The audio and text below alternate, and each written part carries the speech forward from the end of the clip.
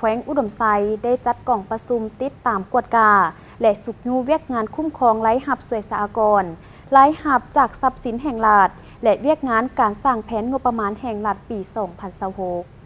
กล่องประชุมได้จัดขึ้นในวันที่ 5 พฤษภาคม 2025โดยการเป็นประธานร่วมของทานสุริยา สุพิทักษ์หัวหน้าแผนกการเงินแขวงอุดมไซ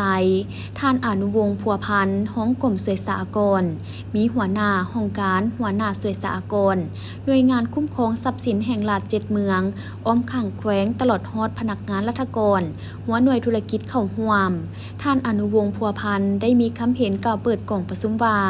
การลงมาเคลื่อนไหวเหตุติดตามกวดกาและสุกยูเวียกงานคุ้มครองไร้หับสวยสหกรณ์ไร้หับจากทรัพย์สินแห่งรัฐและเวียกงานการสร้างแผนงบประมาณแห่งรัฐปี 2026แม้นมีความสำคัญหลายและเป็นโอกาสอันที่ดีสุดสำหรับแขนงการที่เกี่ยวข้องก็คือพนักงานรัฐกรแขนงการเงินจะได้พร้อมกันแลกเปลี่ยนคนครัวปรึกษาหารือแนะใส่ให้มีความเป็นเอกภาพทางด้านทัศนะด้านวิชาเฉพาะและเป็นบนอิงในการจัดตั้งปฏิบัติเวียกงานตัวจริงในต่อหน้าจากนั้นได้รับฟังคำเสนอแผนเวียกเกี่ยวกับการสุกยู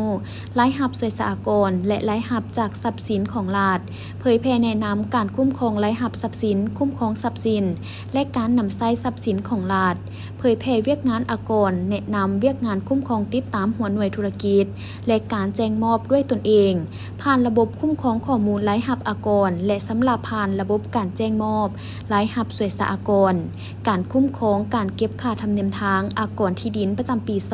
2025พร้อมทั้งได้มีการแบ่งจุลุงเลิกเหตุเวียกวิสาเฉพาะตัวจริงของแต่ละแขนงการเวียกงานสวยสหกรณ์และเวียกงานทรัพย์สินแห่งรัฐเพื่อเฮ็ดให้การจัดตั้งปฏิบัติเวียกงานได้รับผลสำเร็จ